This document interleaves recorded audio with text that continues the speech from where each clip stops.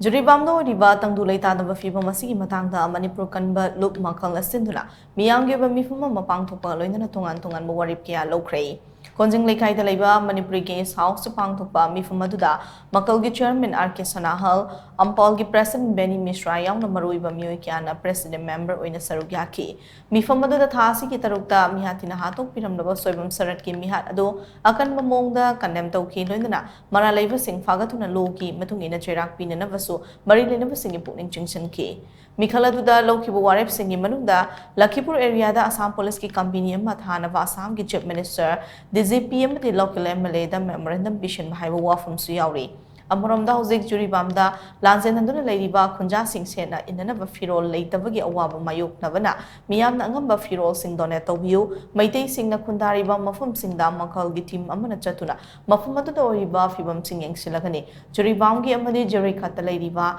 mitei singna mathau tarabadi makal gi helpline number